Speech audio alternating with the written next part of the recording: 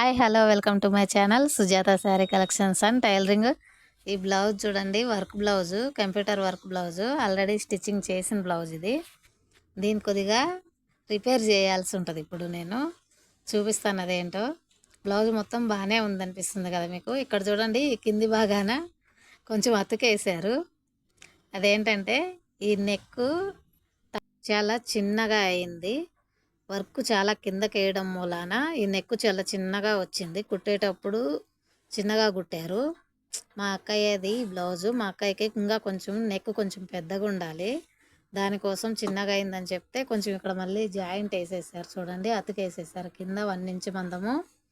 కానీ ఇలా కుట్లు కనపడుతున్నాయి గలీజ్గా అతికేసినట్టు. బాగాలేదు, బ్లౌజ్ అంతా చెడిపోయింది, నీట్గా అనిపిస్తలేదు అని చెప్పి మా అక్కయ్య నా దగ్గర పంపించింది. దీన్ని ఎలాగోలా రేపు కొంచెం చెయ్యి, అడ్జస్ట్ చెయ్యి వేరేలాగా అని చెప్పి. దీన్ని ఇప్పుడు ఏం చేయాలో నాకు కూడా అర్థం కాలేదు ఫస్ట్. ఇక్కడ ఈ థ్రెడ్తోనైనా కొంచెం వర్క్ లాగా చెయ్యి అని చెప్పింది, కానీ అది చాలా లేట్ అవుతుంది, లేట్ ప్రాసెస్. అంత టైం కూడా నాకు లేదు.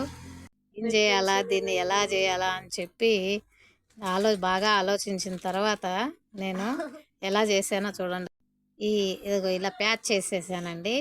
హ్యాండ్స్కి వచ్చింది కదా సిల్వర్ కలరు, అదే కలర్ని తీసుకొని ఇక్కడ నేను అంచుని జాయింట్ చేసేసాను.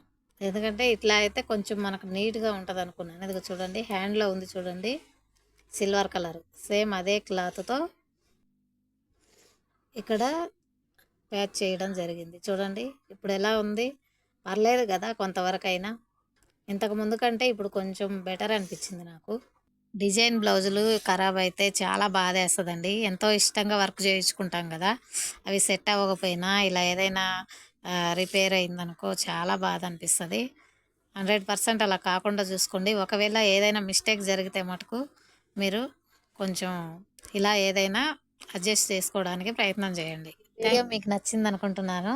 ఈ వీడియో మీకు నచ్చితే లైక్ చేయండి, షేర్ చేయండి, సబ్స్క్రైబ్ చేసుకోండి. మరిన్ని వీడియోస్ కోసం నా ఛానల్ ఫాలో అవ్వండి. Thank you for watching.